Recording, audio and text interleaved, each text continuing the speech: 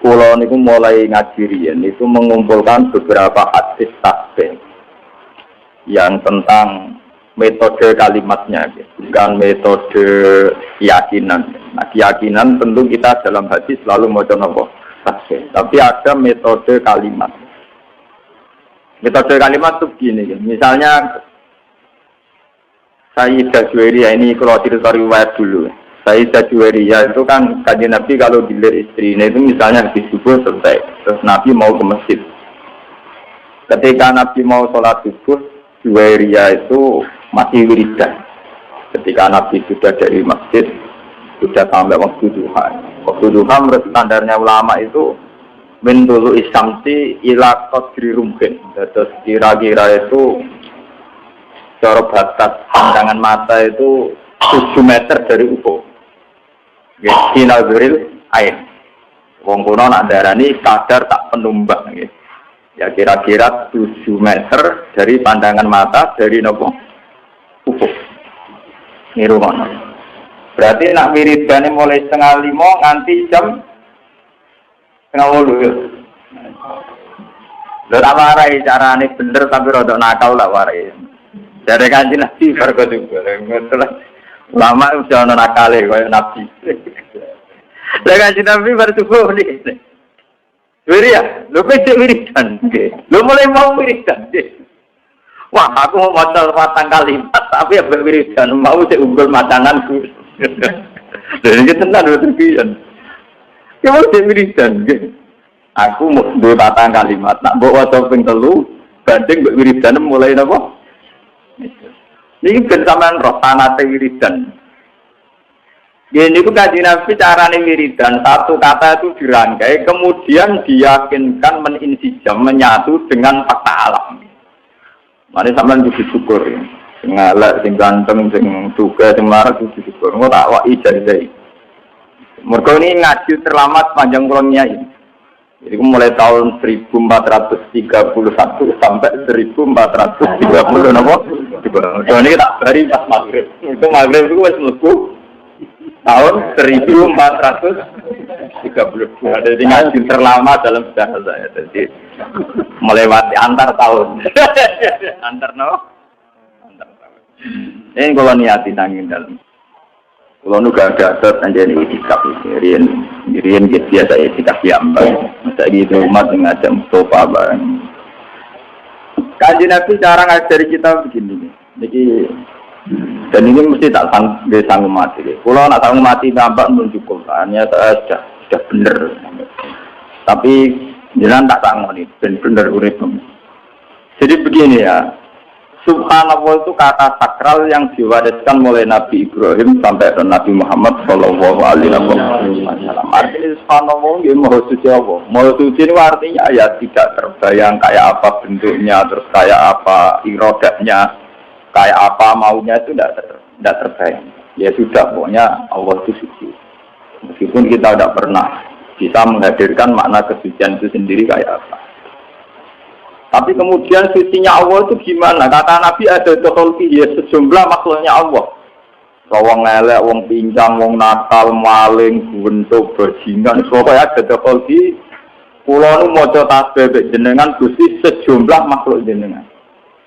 Jadi artinya nak wiridan mulai 4:30 sampai 4:30 Juwairiyah mau iku ora mewakili seluruh alam raya. Lah Nabi nakalan ada apa? Jadi ada apa? Terus ditiru ulama-ulama sing nakal nak wiridan ada dana fasid. Sejumlah napase wong ora umat wong kok wae. Nak maca selawat ya ngoten niku. Ada mawasi aku ilmu wong pokoke ini kalau cerita sing ringan-ringan masalah. Makanya kemudian menjadi masalah fikih, masalah ilmiah. Lalu kalau ingin kalau Mas Romanto, ini sebagai waduh. Kalau masalah fikih yang memang harus dikaji oleh kiai yang biasa batul masalah. Kalau menpensiun, kalau kemudian nanti bintang batul masalah hidup sufi kalau pensiun, ngeten menjadi masalah. Andaikan Nabi menyuruh orang istighfirillah mi'ata marrah, mbok kamu itu istighfar mi'ata napa? marrah, 100 kali. Apa itu orang itu cukup gini, astagfirullah mi'ata marrah. Gusti kalau istighfar ping 100 Gusti terus wis. Cukup enggak kira-kira? Apa harus bilang astagfirullah sampai 3 sampai 100 kali? Kira-kira rata-rata ulama azharani ya enggak harus astagfirullah sampai 100. Tapi masalah ditolak beda. Tak kalau lagi misbah. Wong meni tolak tuki salasan itu wis tolak bain. Padahal dia hanya bilang tolak tuki kamu saya talak. Salasan kelan kaping 3. Tapi dia hanya bilang salasan loh, tidak tolak tuki. Paham ya?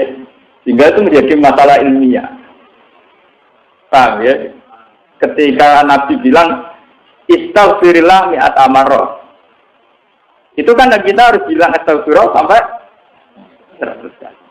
Tapi di bab tolak beda. Ketika kita bilang, gue tak pegang ping 3, jadi bain apa? Bain. Padahal kita hanya bilang 1 kali. Cuma meniping 3.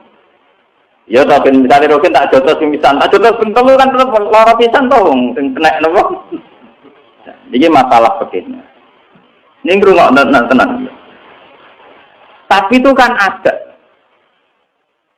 Tapi Kanjeng Nabi itu kenapa ngajarin kita justru pakai adat itu? Adat kholqi sejumlah makhluknya. Jadi kemana Kanjeng Nabi perasaan beliau untuk wong nakal, wong bajingan, wong kafir sekalipun. Perasaan beliau itu ya bukti kesucian Tuhan. Ya sudah perasaannya Nabi kalau Abu Jahal CS itu ya kesucian Tuhan, kalau Abu Lahab kesucian Tuhan. Nabi Dewi ora tahu paham, ya ora pengen paham makna suci itu kayak apa, ora pengen paham. Orang Pak malaikat kok suci malah ngawur. Begini, ketika ini cerita nyata, dan saya siap disomasi malaikat ini kalau ngomong jelas. Ketika Allah ngendikan, "Hei malaikat ini jailun fil ardi khalifah." Aku ning bumi sebagai khalifah, yaiku rupa manusa. Dari malaikat Gusti yang benar aja, manusia itu punya reputasi atas alufia mayusidufi awasikut manusia penggawean yang rusak mengalirkan darah.